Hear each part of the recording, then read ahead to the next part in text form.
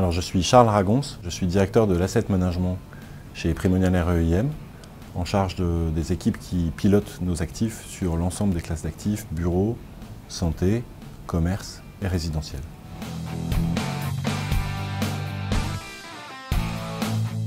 La ville change, les usages changent, portés par les modifications permises par l'irruption dans nos vies du digital, du numérique, du tout dans la poche. On a aujourd'hui des imbrications entre la sphère personnelle et la sphère professionnelle, entre la sphère commerciale et la sphère du loisir, qui sont de plus en plus fortes et qui impactent en fait l'ensemble des classes d'actifs immobilières parce que l'appréhension des usages est moins liée au lieu qu'elle ne l'était avant. Un lieu est moins monovalent qu'avant et il doit beaucoup plus s'hybrider et s'imprégner de ce qui se fait ailleurs. Et donc on voit des choses qui évoluent dans la manière dont les gens appréhendent les lieux dans lesquels ils vivent, dans lequel ils vont, dans lequel ils travaillent, ils n'y font pas la même chose. Et donc la ville connectée, cette manière d'être connectée de partout, impacte largement l'ensemble des classes d'actifs immobilières.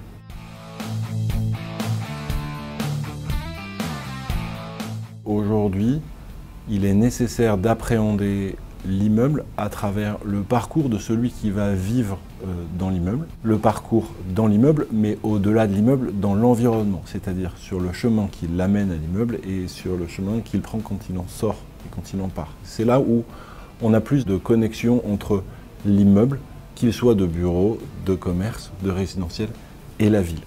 Et donc aujourd'hui, évidemment, on continue d'adresser tous les fondamentaux immobiliers, classiques, fonctionnels, techniques, de développement durable qu'on adresse dans la conception de nos immeubles ou dans les travaux qu'on peut faire à l'intérieur de ces immeubles. Mais par ailleurs, on intègre aussi une notion d'expérience au sein de l'immeuble, de services qu'on va associer dans l'immeuble en complément avec ceux qui sont proposés autour de celui-ci. Il est clair que l'irruption du digital dans nos vies renforce paradoxalement l'intérêt et l'importance de remettre de l'humain dans les immeubles, puisque l'immeuble est un lieu de vie et donc un lieu d'échange, quelle que soit sa classe d'actifs.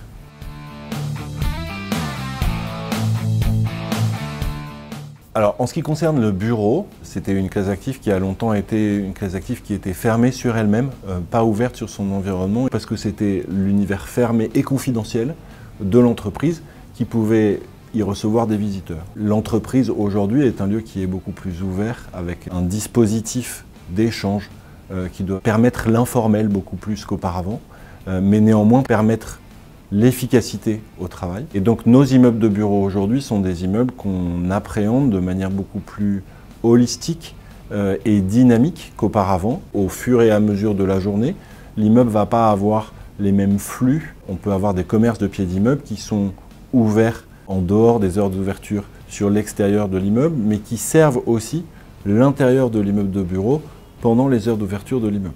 Et donc c'est tout ça qu'on essaye d'appréhender de manière beaucoup plus multifonctionnelle, pas juste en considérant un immeuble de bureau comme un immeuble tertiaire où on vient travailler et être en réunion.